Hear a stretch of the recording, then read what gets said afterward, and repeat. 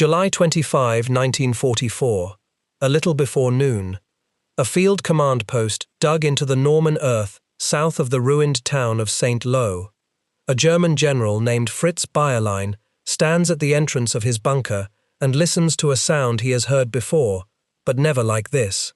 It begins as a low drone in the north, the kind of noise a man learns to recognize after 5 years of war. Then it grows. It does not stop growing. Bayerlein has fought in Poland. He has fought in France. He has fought across the deserts of North Africa beside Erwin Rommel, and he has fought through the frozen ruin of the Eastern Front. He knows the sound of aircraft. What he is hearing now is not a raid. It is something that has no precedent in his experience. Above him, in waves that seem to have no end, come the heavy bombers of the United States Army Air Forces. Not dozens, not even hundreds in the way he understands the word. They come in a procession that one of his own officers will later describe as a conveyor belt in the sky, formation after formation, sliding over the same patch of ground and emptying their bomb bays into it. Bayerlein commands the Panzer Lehr division. On paper, it is one of the finest armored divisions in the entire German army. Within 90 minutes, large parts of it will simply cease to exist. When it is over, Bayerlein will walk out into a landscape he cannot recognize as the one he occupied that morning. The fields are gone. The hedgerows that defined this country are gone. The roads are gone. In their place is a grey waste of overlapping craters, rim touching rim, with the wrecks of his tanks lying upside down in the holes like toys swept off a table. Men wander through the smoke with their mouths open and no sound coming out. Some of them are laughing. Some of them are digging at the dirt with their bare hands. Bayerlein, a professional soldier of 25 years, will reach for the only word that fits. He will call it a moonscape. And later, when he is asked what happened to his division on that road, he will give an answer that has echoed through the histories of the Second World War ever since. He will say that more than 70% of his troops were knocked out of the fight. Not all of them killed. That is the part people miss. He will divide them into categories, and the categories themselves tell you what kind of morning it was. Dead, wounded, crazed, or dazed. This is the story of how the most powerful army on earth tried to break a stalemate by dropping the weight of a strategic bombing campaign onto a strip of farmland barely a few miles wide. It is the story of what that did to the men underneath it, on both sides of the line. Because the bombs that fell on July 25 did not only fall on Germans, and it is the story of a question that sits underneath the whole operation, a question that the American commanders argued about before it began, and could not stop arguing about for the rest of their lives. Was this a stroke of genius that won the campaign in Normandy, or was it something closer to a massacre that happened to work? To understand what Bayerlein saw, we have to go back, not to the beaches, not even to the planning rooms in England. We have to go back to a kind of country that the American and British planners had barely thought about before they landed in it, and that very nearly swallowed the entire invasion whole. By the middle of July 1944, the Great Crusade was stuck. 7 weeks had passed since the landings on June 6th. More than 1 million Allied soldiers had come ashore in Normandy, and they were trapped, not by any single German fortress or river or army, but by the land itself. The Allied bridgehead was a shallow crescent, roughly 50 miles wide, and in places only 20 miles deep. The men who had crossed the channel expecting a war of movement found themselves locked into something that looked, smelled, and killed like the trench fighting their fathers had endured a generation earlier. The two sides together had already lost more than 100,000 men, and the front had barely moved. The reason had a name. The Norman farmers called it the bocage. The soldiers called it the hedgerow country, and they came to hate it with an intensity that survivors could still summon decades later. These were not the tidy garden hedges of the English countryside. They were ancient earthen embankments, built up over centuries to mark the boundaries of tiny fields and to pen in cattle. Each bank could be several feet thick at the base and stand as high as a man, sometimes higher, packed solid with soil, and laced through with the roots of trees and brush that had been growing out of the top of them for 1,000 years. Between them ran sunken lanes, worn down below the level of the fields, shadowed and narrow, and perfect for an ambush. For a defending army, the bocage was a gift beyond price. Every field was a walled enclosure. Every embankment was a ready-made fortification, with built-in firing positions. A handful of German soldiers with a machine gun and an anti-tank weapon could hold one field against a company, force the attackers to pay in blood for a few hundred feet of grass, and then slip back through a gap in the hedge to the next field and do it all over again. The fields were so small and so enclosed that a man could not see from one to the next. Tanks were nearly useless. When a Sherman tried to climb over one of the banks to get at the enemy, it reared up and exposed the thin armor of its belly to whatever was waiting on the far side. The Germans simply waited for the underside to tilt into view and fired. The American advance had slowed to a crawl measured in yards. In some sectors, a division could fight all day, lose hundreds of men, and gain a single hedgerow. The fighting had a particular character that ground men down in body and mind. An attacking squad would crawl to a gap or a corner of a field, rush across open ground swept by a machine gun sighted in the far bank, and if they reached the next hedge alive, they would have to do it all over again at the following field, and the one after that, each enclosure its own miniature siege. Mortar fire fell almost constantly because the Germans had pre-registered their weapons on the gaps and the corners where they knew attackers would have to bunch up. Tank crews learned to dread the sunken lanes, where a single anti-tank gun could brew up the lead vehicle and trap everything behind it. Officers and sergeants, the men who had to stand up and lead the rush, were killed at a rate that hollowed out units from the top down. Replacements arrived who did not know the men beside them and did not last long enough to learn their names. General Omar Bradley, who commanded the United States First Army, looked at the maps and the casualty lists and called it the damnedest country he had ever seen.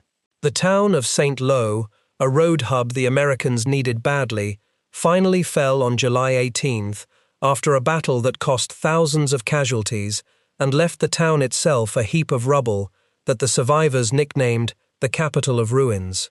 The cost of everything was enormous, and the gains were tiny. By the middle of July, the question gnawing at the high command was no longer how to win the campaign quickly. It was whether the campaign was about to congeal into exactly the kind of static bloodletting that the whole theory of the invasion had been designed to avoid. Something had to change, or the campaign that was supposed to liberate Western Europe was going to bleed to death in a maze of cow pastures. There were two ways to think about the problem. The first belonged to the British commander, Bernard Montgomery, who held the eastern end of the line around the city of Caen. His armoured offensive there, Operation Goodwood, launched on July 18th, had drawn in the bulk of the German armour and ground it down, but at a fearful price. Within a few days, the British and Canadians had completed the capture of Caen, but at a fearful price in armour, with several hundred tanks knocked out, by some counts approaching 400, and several thousand casualties. Goodwood pulled the German panzer divisions toward the east like iron filings toward a magnet. That was either the point of it or the consolation prize, depending on which general you asked. Either way, it left the western end of the front, the American end, more thinly held by German armour than it had been in weeks. The second way of thinking about the problem belonged to Bradley, and it became Operation Cobra. Bradley had watched his army batter itself against the hedgerows one field at a time, and he had concluded that the only way out was to stop fighting the bocage on its own terms. Instead of a broad advance everywhere at once, he would concentrate everything on a single narrow stretch of front, only about 7,000 yards wide, along the dead straight road that ran from St. Lo west to the town of Perriers. He would punch one small deep hole in the German line, and to punch it, he would use a weapon that no commander had ever used quite this way, in support of a ground attack. He would use the strategic bombing force, the heavy bombers, the same four-engined aircraft that flattened German cities, and he would bring them down out of the high-altitude war and aim them at a box of French farmland a few miles long. The Americans had also, by this point, started to solve the tank problem in a way that mattered for what came next. A cavalry sergeant named Curtis Culin, serving in a reconnaissance squadron, took the scrap steel from the German beach obstacles, the ugly welded hedgehogs that had littered the invasion beaches, and fashioned it into a set of steel tusks bolted to the front of a Sherman tank. Culin himself credited the seed of the idea to another soldier in a bull session, a man named Roberts, who had joked about fixing teeth on a tank to cut through the hedges. Culin was the one who actually built it. A tank, fitted with these prongs, did not have to climb the embankments and bare its belly. It drove straight into the bank at speed and cut through it, throwing up a spray of earth and roots and coming out the other side still level, its gun still facing the enemy. Bradley was impressed enough to order the device fitted to as many tanks as could be readied before the attack. The men called the modified tanks rhinos. It was a small invention by a man of no rank, and it is a reminder that the breakout was not only a matter of generals and bombers, but the bombers were the heart of Cobra, and the bombers were where the trouble began. To understand why what happened to Panzer Lehr mattered so much, you have to understand what Panzer Lehr was. This was not a scratch unit of teenagers and old men, the kind of formation Germany was increasingly throwing into the line by 1944. The Panzer Lehr division had been formed at the very start of that year out of the demonstration and instructor units of the German armoured training schools. The word Lehr means teaching or demonstration. These were the men who had trained other tank crews. They were, in theory, the masters of their craft. The division was lavishly equipped. It was widely considered the only panzer division in the German army with enough armoured vehicles to fully mechanize all of its infantry, so that the grenadiers rode into battle in armoured half-tracks rather than trucks. At full strength it counted around 14,000 men and roughly 200 tanks and armoured vehicles. When the division was formed, the great German tank theorist Heinz Guderian is said to have told its commander that with this division alone, he must throw the Allies back into the sea. And its commander was no ordinary officer either. Fritz Bayerlein had spent the war at the center of German armored warfare. He had been a staff officer in the Polish campaign and in the lightning conquest of France. He had served on Guderian's staff during the drive into the Soviet Union in 1941. Then he had gone to Africa, where he became the chief of staff of the Afrika Korps under Erwin Rommel, and at times commanded that famous force in battle himself. He had stood beside Rommel through the great victories and through the long retreat from El Alamein. He wore the Knight's Cross with its higher grades of oak leaves and swords, the marks of a soldier who had been tested again and again and had not been found wanting. If you had wanted to design the perfect German panzer general, a man bred entirely in the doctrine of speed and maneuver and the bold independent stroke, you could hardly have done better than Fritz Bayerlein. This is the irony that sits at the heart of the story. Here was one of Germany's best divisions, led by one of Germany's most experienced armoured commanders, schooled in a way of war, built around movement, and it was about to be destroyed without being allowed to move at all. By the time Cobra was ready, Panzer Lehr had already been badly worn down. From the days after the invasion, it had been thrown into the fighting against the British around the town of Tilly, in the same suffocating hedgerow terrain that robbed armour of its advantages. The division that had been built for sweeping manoeuvre found itself fed piecemeal into a grinding defensive battle, trading its irreplaceable tanks and trained crews for time. It had also already tasted the thing that would destroy it. Weeks earlier, its positions had been worked over by Allied bombers, and Bayerlein had watched good units mauled from the air before he ever reached the Perriers Road. Then the division was shifted west to face the Americans, and it bled the whole way.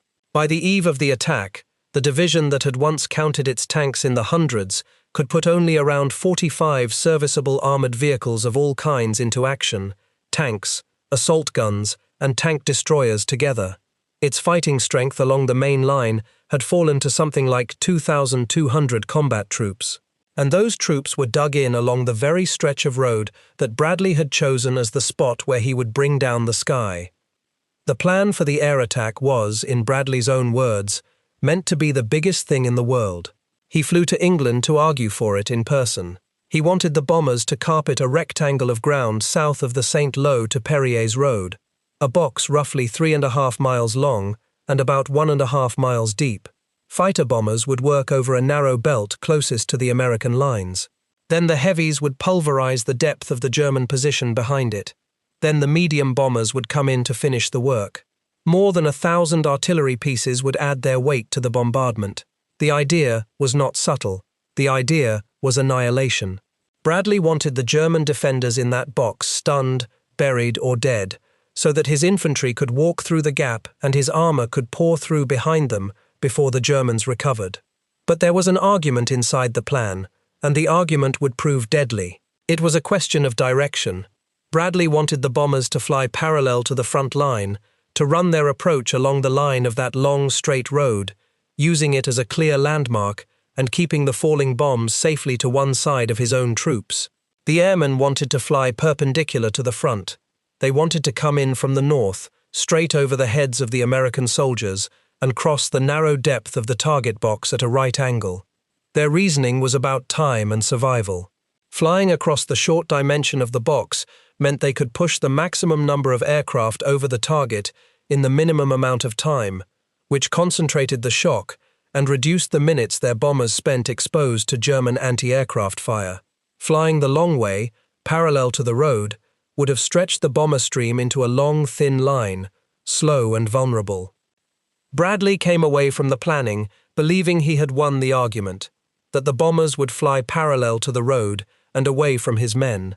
He was wrong, or he had misunderstood, and to this day historians argue about exactly how the misunderstanding happened. Some of the airmen would later say that a parallel approach was never truly feasible inside the time and space Bradley had insisted on, that to push the necessary weight of aircraft over the target fast enough, they had to come across the short axis, and that they had tried to explain this. Bradley would maintain to the end of his life that he had been given a promise, and that the promise had been broken. What is not in dispute is the consequence. The air commanders intended a perpendicular approach. The bombers would be flying directly over the American front line on their way to the target. And in that arrangement, every error, every bomb released a fraction of a second too early, every formation that drifted, would not fall harmlessly to one side. It would fall short, onto the men waiting in their foxholes below. To reduce the danger, there was a negotiation over how far back to pull the troops. Bradley wanted a safety margin of around 800 yards, so his men could rush the stunned Germans before they recovered. The airmen wanted as much as 3,000. They settled on about 1,200 yards. With hindsight, against the bombing patterns that were coming, even that was not enough. The men who planned Cobra were not reckless. They understood, in the abstract, that bombing this close to your own troops carried a risk. They accepted that risk because the alternative, more weeks of feeding infantry into the hedgerows a field at a time, was a certainty of slaughter measured against a possibility of breakthrough. That is the cold logic that produced what happened next, and it is worth stating plainly because it is the logic that hangs over the whole operation. The commanders chose to gamble with the lives of some of their own men in order to save a great many more. Whether that choice was vindicated or merely survived is a question we will have to come back to at the end. The first attempt came on July 24. The weather over Normandy was poor, with a low ceiling of cloud hiding the ground. Air Chief Marshal Trafford Lee Mallory, who controlled the timing of the air forces, flew over the front himself, saw the conditions, and ordered the attack postponed. But the recall came too late for many of the crews already in the air. Several hundred bombers were so close to the target that they released their loads anyway, and in the confusion, things went wrong exactly as the geometry of the plan had threatened. One lead bombardier had a problem with his bomb release and let his load go late. The aircraft behind him, trained to drop when their leader dropped, followed his lead. The bombs came down north of the road, in the wrong place, on the wrong men. They landed among the soldiers of the American 30th Infantry Division. 25 Americans were killed, and more than 130 were wounded by their own air force, on an attack that had supposedly been called off. It was a catastrophe, and it was also a warning. The partial bombing had achieved nothing against the Germans, except to tell them that something big was coming on this stretch of front. General Joseph Lawton Collins, the aggressive commander of the 7th Corps who would lead the ground assault, had been told the attack was postponed, and now had to send his men forward again just to retake the ground they had given up as a safety margin. The whole affair should perhaps have been enough to cancel Cobra outright and rethink it. But the strategic situation would not wait. The decision was made to try again the very next day, with essentially the same plan and the same perpendicular approach that had just killed 24 American soldiers. July 25 dawned clearer. In the late morning, the Armada returned, and this time there was no recall. The numbers are staggering even now. Roughly 1,500 heavy bombers, the B-17s and B-24s, droned over the front and unloaded more than 3,000 tons of bombs into the target box. Behind them came hundreds of medium bombers, adding close to another 1,000 tons. Around 500 fighter bombers worked the forward edge with bombs and with napalm, the jellied gasoline that burned everything it touched. In total, something close to 3,000 aircraft took part, and the tonnage of explosive they poured into that narrow strip of Norman farmland approached 4,000 tons. It remains one of the heaviest concentrations of aerial bombardment ever delivered against a tactical target in direct support of ground troops. For the Germans of Panzer Lehr, underneath it, the experience was beyond the reach of ordinary language, and Bayerlein spent the rest of his life trying to describe it. The bombing fell, in his account, like a carpet being laid down and then laid down again, back and forth across the same ground. Artillery positions were wiped out, tanks were flipped onto their backs and buried, infantry holes were flattened with the men still in them. Every road and track was torn apart. By the middle of the day, he said, the whole area looked like the surface of the moon, the craters running rim to rim, and there was no longer any hope of bringing up reinforcements through it because the ground itself had been destroyed. Every telephone line was cut. Radios were useless. He could no longer command his division because he could no longer reach it. And then there were the men. This is the part of Bayerlein's account that has lasted, the part that turns a statistic into something you can feel. He described soldiers who simply broke under the weight of the bombardment. Some of his men, he said, went mad and ran out into the open, into the falling bombs, until the splinters cut them down. The shock effect on the troops, he said, was indescribable. When he tallied the cost, he reached for that grim fourfold division of his command. More than 70% of his frontline troops, he reported, were out of action, dead, wounded, crazed, or dazed. Those 4 words have been quoted in histories of the war for the better part of a century, and they are quoted because no one has found a more honest way to describe what saturation bombing does to the human nervous system.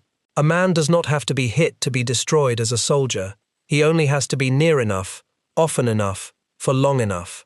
Before we go further, a word about those numbers, because this account promised you the truth and not the legend.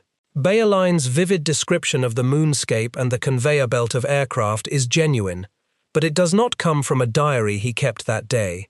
It comes from interviews and written statements he gave after the war, as a prisoner, most famously to the British military thinker Basil Liddell Hart, who published a polished version of his words in 1948. The substance is true and well supported by other evidence. But Bayerlein was also a man with reasons to emphasize the overwhelming nature of the bombing, because it explained the destruction of his elite division in terms that no German general could be blamed for. He had a habit of overstating, and modern historians who have gone back to the German records regard his 70% figure and his talk of annihilation as inflated. We will come back to that, because the true scale of what happened to Panzer Lehr is in some ways stranger and more interesting than the simple word annihilation suggests. What is beyond doubt is that the bombing was a catastrophe for the division as a fighting force. Perhaps 1,000 of its men were killed outright.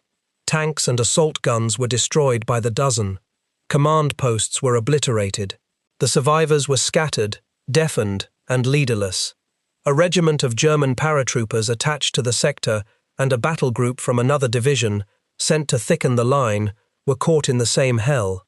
For the men who lived through it, the bombardment left wounds that did not show as blood.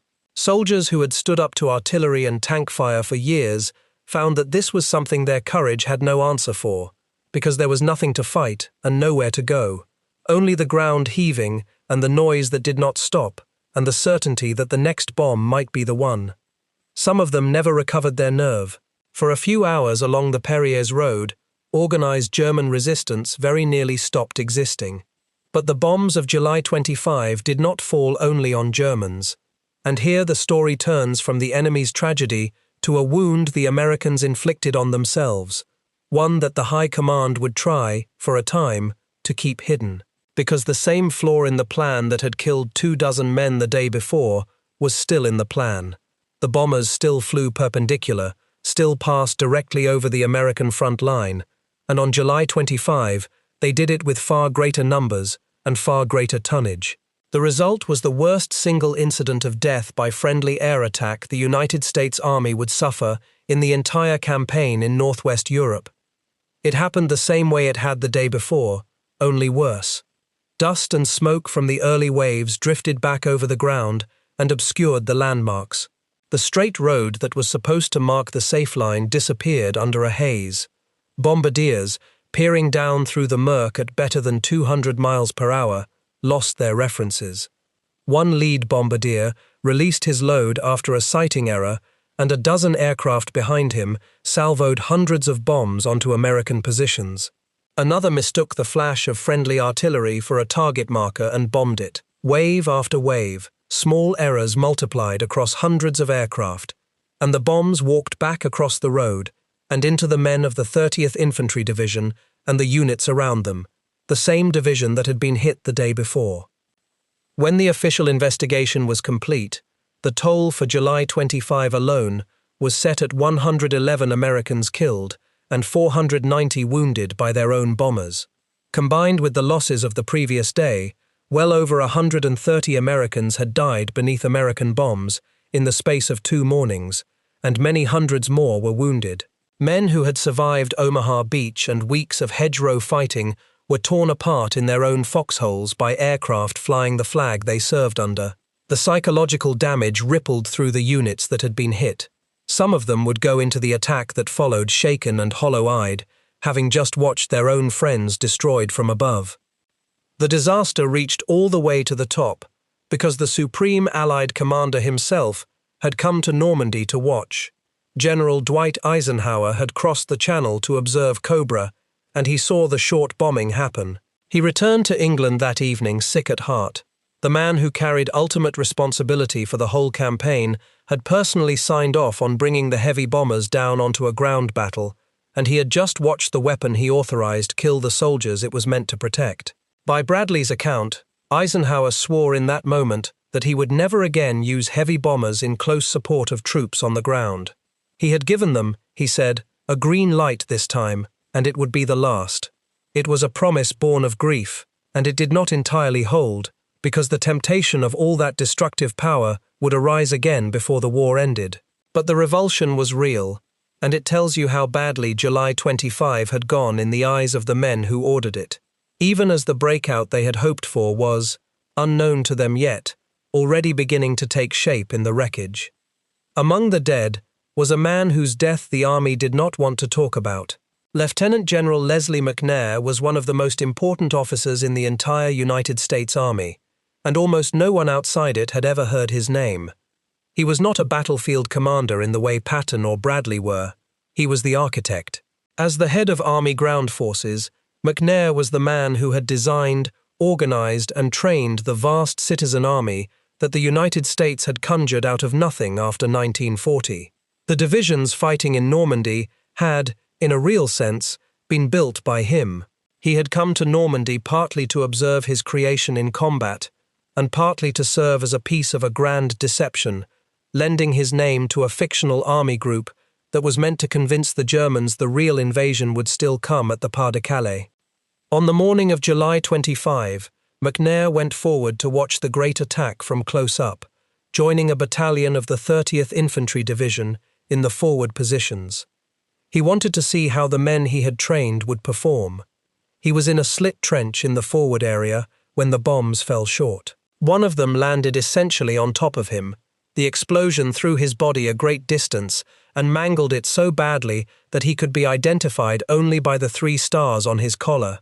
He was the highest-ranking American soldier killed in the European theater of the war, and he had been killed by his own air force, watching the army he had built go into battle. The army's response tells you how raw the wound was. McNair's death was kept secret. Because his name was tied to the deception plan, the High Command feared that announcing he had been killed in Normandy would unravel the fiction that he was commanding an army in England poised to strike elsewhere. He was buried quietly in Normandy, with only a tiny group of the most senior officers present. Bradley was there. Patton was there. There was no band and no honor guard firing a salute, the things a general of his rank would normally be given, because the funeral itself had to be hidden. The first reports released to the public claimed he had been killed by enemy action. It was weeks before the truth began to come out, and when it did, at least one major newspaper accused the War Department of a kind of disingenuousness the public was learning to expect. McNair lies today in the American cemetery above Omaha Beach.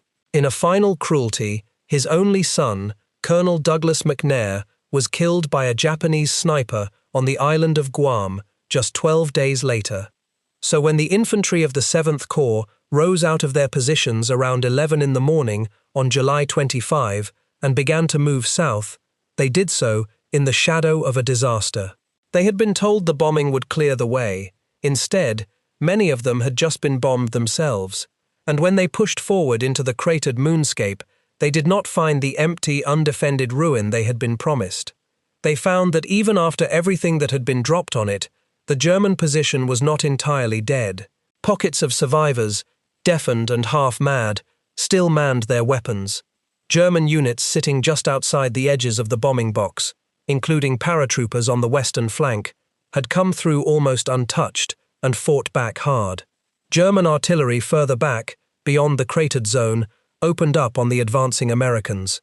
The first day of Cobra, the day that was supposed to shatter the front, gained the leading divisions only about a mile of ground in many places. To the men who had paid for that mile, and to some of their commanders, the great bombardment looked in those first hours like a failure. An expensive, bloody, self-inflicted failure. This is the moment where Cobra could have died, and where the difference between the two armies began to show itself. Because the question was no longer about the bombing was over. The question was what the commanders on the ground would do with the situation the bombing had created, and how fast they would do it. And here the decisive figure was not Bradley, sitting at his headquarters reading discouraging reports. It was Joseph Lawton Collins, the commander of the 7th Corps, a man whose nickname, Lightning Joe, was about to be earned all over again. Collins read the battlefield differently from the pessimists around him. Yes, the advance had been slow. Yes, there was still resistance. But Collins noticed something in the texture of that resistance. It was fierce in spots, but it was not connected.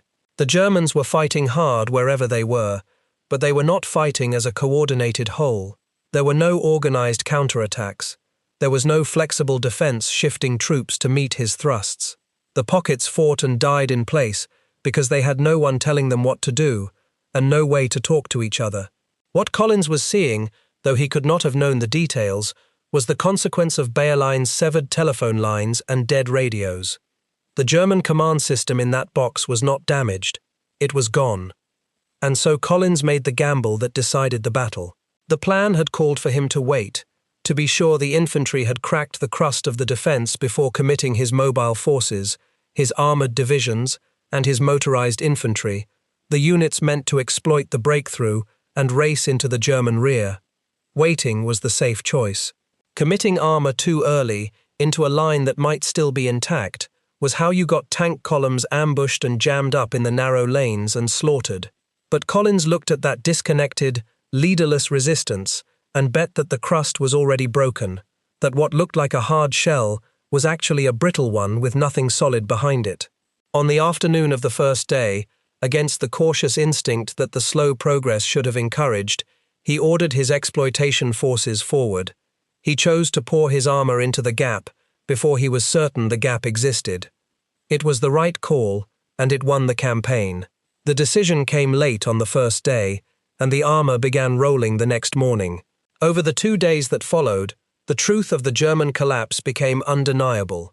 On July 26, The advance that had crawled a mile the day before suddenly leaped forward by about 5 American armored columns. The tanks fitted with Sergeant Coulin's hedgerow cutters burst through the broken line and into open country beyond. And as they ran, they were covered by an innovation that turned the breakout into a rout. The commander of the Tactical Air Force supporting the First Army, Major General Elwood Quesada, a young and unusually inventive airman, had pushed through an idea that sounds obvious now and was revolutionary then. Until that summer, a soldier on the ground who wanted air support had to send a request back up the chain of command, where it crawled through headquarters after headquarters until, hours later, an aircraft might appear over a battlefield that had already moved on. Quesada cut the chain. He had aircraft radios, the same very high-frequency sets the fighters used, installed directly into the lead tanks of the armored columns, and he put Air Force pilots in those tanks as liaison officers, men who spoke the language of the cockpit. For the first time, a tank commander rolling forward could talk directly to the fighter bombers circling above him, point them at a German gun, or a strongpoint, or a column of vehicles around the next bend, and have the bombs and rockets come down within minutes. The Americans called it armored column cover. Flights of P-47, Thunderbolt fighter bombers, orbited over the spearheads in relays, peeling off to strike whatever the men below identified, and then handing over to the next flight as their fuel ran low, so that the cover never lifted during daylight. It was a flying artillery that moved as fast as the tanks did and saw the battlefield from above. The German defenders were caught in a vice. If they dug in to fight, they were spotted and bombed. If they moved to escape, they were caught in the open on the roads and strafed to pieces. There was no posture left that was safe. The German command, for its part, could not grasp what was happening fast enough to stop it. Field Marshal Gunther von Kluge, who by this point commanded both the entire German front in the west and the army group facing the Allies in Normandy, was still half convinced that the main Allied blow would come in the British sector around Caen, where Montgomery's offensives had drawn his attention and his armor. The partial bombing of July 24 had read to some German eyes like a feint. By the time the Germans understood that the American attack in the west was the real breakout, the front had already been torn open, and the reserves that might have sealed it were too far away, and were themselves being shredded by Allied aircraft as they tried to move toward the sound of the guns. What had been a breakthrough became a breakout, and then a pursuit. By July 27, the German position west of Saint-Lô was disintegrating. The 30th Infantry Division, the same unit that had been bombed twice by its own side, reported up the chain in plain words that captured the whole operation. This thing, they said, had busted wide open. German units found themselves not merely pushed back, but trapped, cut off, surrounded by columns that had simply driven past them. Around the village of Ronce, a great mass of retreating German vehicles, tanks and trucks and guns, jammed together on the narrow roads, was caught in the open. On July 29th, American fighter bombers fell on the trapped column. The pilots claimed enormous numbers, more than 100 tanks among them, and while later investigators counting the wreckage on the ground arrived at smaller figures, around 66 tanks, and roughly 200 other vehicles confirmed destroyed, the essential picture held. The roads were choked for miles with burning and abandoned armor. The neat enclosed fields that had protected the Germans for 2 months now became a trap, the high banks and sunken lanes hemming them in while the aircraft worked them over from above. And Fritz Bayerlein, the master of armored warfare, the veteran of Rommel's Africa, spent these days watching the remains of his division dissolve around him. His own headquarters was very nearly overrun. At one point, American armor pushed right through the village of Dangi, where he had set up his forward command post, close enough that they could have captured him without ever realizing the prize that had slipped through their fingers. On July 27, he reported that the Panzer Lehr division was finally annihilated and that the enemy was now rolling through all sectors. There is a famous account, dramatized in the popular histories, of an officer arriving from von Kluge's staff with orders to hold the line at all costs, and of Bayerlein answering that, out there everyone was holding, his grenadiers and his engineers, and his tank crews, all of them holding their ground, lying mute and silent in their foxholes because they were dead, that only the dead were still holding the line. You should know that the vivid wording of that exchange appears to originate with a dramatized post-war popular history by the German writer Paul Carrel, and not with any verified document of the time, so the exact words belong to the realm of legend rather than confirmed record. But the situation they describe was real enough. As an organized fighting formation in the path of the American breakout, Panzer Lehr had effectively ceased to exist. Here, though, is where the careful truth matters, and where the legend of total annihilation needs to be held up against the evidence. Because Bayerlein, as I warned you, was prone to overstatement, and the records of his own division complicate the picture in a way that is more revealing than the simple story. When you look at the strength return that Panzer Lehr filed on August 1st, just days after Bayerlein declared it annihilated, the division still listed something like 11,000 men on its rolls, with around 30 serviceable tanks and assault guns, and several dozen more in the repair shops. That 11,000 was the total ration strength, every man the division had to feed, not the number who could actually fight. How can a division be annihilated and still carry 11,000 men? The answer is the whole point. The losses were not spread evenly. They fell, overwhelmingly, on the men at the sharp end. The frontline grenadiers, the combat engineers, the tank crews actually holding the line under the bombs, those were the men who were killed and maimed and driven mad.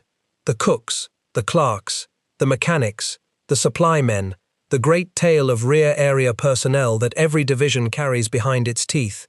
Those men largely survived, and they kept the headcount high. So the truth is this: Panzer Lehr was destroyed as a weapon while surviving as an organization. Its body lived. Its cutting edge was gone.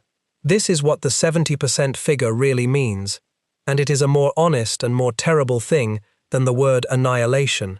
It means that the part of the division that actually fought, the part that stood in the box along the Perrier's Road on the morning of July 25, was very nearly wiped out, even as the bulk of the division's manpower walked away. A general can rebuild a roster. He cannot so easily rebuild the irreplaceable core of trained, experienced combat soldiers who took the full weight of 4,000 tons of bombs. That core is what Cobra burned away. The consequences ran far beyond that one division and that one strip of road. The hole that Collins drove his armor through did not close. Once the front was torn, the American command did something the rigid hedgerow fighting had never allowed. It stopped pushing on a broad line and started running through a gap. Speed became everything. Columns drove down roads they had not cleared, leaving bypassed Germans behind them to be mopped up later, trusting that a beaten and disorganized enemy could not reorganize fast enough to cut them off. By July 30, American forces had reached the town of Avranches, at the base of the Cotentin Peninsula, the doorway out of the constricting Norman terrain and into the open country of Brittany and the broad spaces of France beyond. In some places, the Americans arrived so fast they got there ahead of the retreating Germans. The dam had not just cracked, it had failed completely. On August 1st, a new American army became operational under a commander who had been waiting impatiently in the wings for exactly this kind of fluid, fast-moving war. George Patton and his Third Army were unleashed into the gap that Cobra had opened.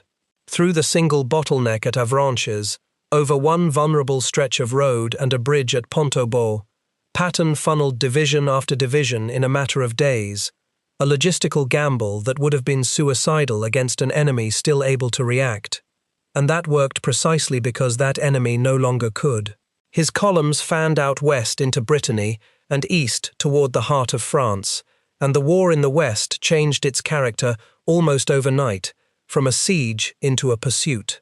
The German response to the breakout only deepened the disaster. Adolf Hitler, refusing to allow a withdrawal to a defensible line, ordered a counterattack near the town of Mortain in early August, an armored thrust meant to drive west and cut off the American spearheads at the narrow neck of land near Avranches, through which the whole flood of Patton's army was pouring. It was, on a map, a logical idea. In reality, it was a catastrophe waiting to happen. The attack went in during the early hours of August 7 and made some initial ground in the dark. But once the morning haze burned off, the German armor was caught on open ground under exactly the kind of air power that had been savaging every German movement since Cobra began. Allied fighter bombers, including rocket-firing British aircraft, fell on the stalled columns through the day. The counterattack was broken within about a day, having achieved nothing except to push more German strength deeper into a trap. For while the Germans drove west toward Avranches, the Americans were swinging south and then east behind them, and the British and Canadians were grinding south toward Falaise from the north. The bulk of two German armies in Normandy was being funneled into a shrinking pocket of ground around Falaise, with a single narrowing gap to the east as their only way out. When that gap was finally closed in the third week of August, with Polish, Canadian, and American troops meeting near the village of Chambois, an enormous part of the German force in the west was caught inside. Estimates vary, but something on the order of 50,000 Germans were taken prisoner, and many thousands more were killed, while a portion escaped eastward across the Seine, abandoning most of their heavy equipment. The roads and fields inside the pocket became a scene of destruction so complete that General Dwight Eisenhower, walking through it some days afterward, wrote that it was a battlefield that could be described only by Dante, that it was literally possible to walk for hundreds of yards at a time, stepping on nothing but dead and decaying flesh. The wrecked guns and burned vehicles and dead horses, for the German army still moved much of its artillery with horses, lay so thick in places that bulldozers were needed to clear the roads. The German front in the west, which had held the Allies to a few miles of hedgerow for 2 bloody months, had been torn open and rolled up in a matter of weeks. Paris was liberated on August 25. By the early autumn, the Allies were approaching the German border itself. The stalemate that had threatened to swallow the invasion was over, and it had been broken open at that one narrow point along the Saint-Lô to Perrier's road, in the place where the bombs had fallen. So we come back to the question we started with: was Operation Cobra a stroke of genius or a near massacre that happened to succeed? And the honest answer, the one that respects the facts instead of flattering them, is that it was genuinely both, and that the two things cannot be separated. The carpet bombing was a brutal and imprecise instrument. It cratered the ground so badly that it slowed the very advance it was meant to speed. It killed civilians and erased at least one French village from the map entirely. It killed and wounded close to 600 of the American soldiers it was supposed to protect, and it killed the general who had built the American army, and the high command hid his death to protect a lie. It so sickened the supreme commander that he tried to swear off the weapon entirely. By the standard of precision, Cobra was a failure that bordered on a crime against the men beneath those bombs. And yet, the shock of it did to the German defense exactly what Bradley had hoped, even if not in the way he imagined. It did not so much kill the German army in that box as decapitate it, severing the nerves that connected the soldiers to their commanders, turning a coordinated defense into a scatter of brave, doomed, disconnected pockets. And it produced the one thing that mattered most: the broken, leaderless, silent resistance that let a sharp-eyed corps commander recognize his moment and gamble everything on speed. The genius of Cobra was not in the bombing was the blunt force. The genius was in Collins reading the disorganization correctly and committing his armor before the Germans could recover, and in Quesada's fighter bombers riding shotgun over the tanks, and in 1,000 small unit leaders driving forward through the craters without waiting to be told. The bombs broke the shell. The Americans on the ground broke the army. What did Bayerlein see on that road? The question this whole story turns on. He saw the future of war, arriving all at once, with no warning his experience could have given him. He had trained his entire life in a way of fighting, built on movement, on the bold thrust, on the commander who reads the battlefield and acts. And he watched all of it become irrelevant in 90 minutes, because you cannot maneuver against the sky. You cannot outflank a bomb. The thing that destroyed the Panzer Lehr division was not a better tank or a cleverer plan. It was industrial weight, the sheer crushing mass of a nation that could build 3,000 aircraft and fill them with 4,000 tons of explosive and send them to fall on a few square miles of someone else's farmland. Bayerlein had spent years fighting a war of skill. On July 25, 1944, he met a war of weight, and there was nothing in his training that could answer it. He survived the war. He helped edit the papers of his old commander Rommel, and he gave the interviews that gave us those 4 words that still describe, better than any others, what saturation bombing does to men: dead, wounded, crazed or dazed. We should be careful, at the end, to remember who those words were really about. Not Bayerlein, who lived to tell the story. They were about the grenadiers in the holes along the road, the ones who never gave an interview, the ones who were buried where they lay, or who walked out of that moonscape with something inside them broken that no doctor could name. And they were about the American soldiers of the 30th Infantry Division, twice bombed by their own side, who climbed out of their cratered foxholes anyway and went forward into the smoke. They were about a general named McNair, lying in an unmarked grave so that a deception could hold, killed by the army he had built. Operation Cobra broke the deadlock in Normandy and opened the road that led to Paris and, in the end, to the heart of Germany. It was decisive, it was necessary, in the cold arithmetic of a war that had to be won, and it was paid for, on both sides of that straight Norman road, by men who had no say in the plan, and who experienced the largest, most carefully argued tactical airstrike of the war, not as a strategy, but as the sky itself coming apart above their heads. That is the thing the histories sometimes lose when they reduce it all to arrows on a map and a clean line of advance. The arrows were real, the breakout was real, but so was the moonscape, and so were the men in it, on both sides, the dead and the wounded, and the crazed and the dazed. They are the true record of what happened on that road, and they are the reason it should be remembered exactly as it was, neither flattered nor flattened, but told whole.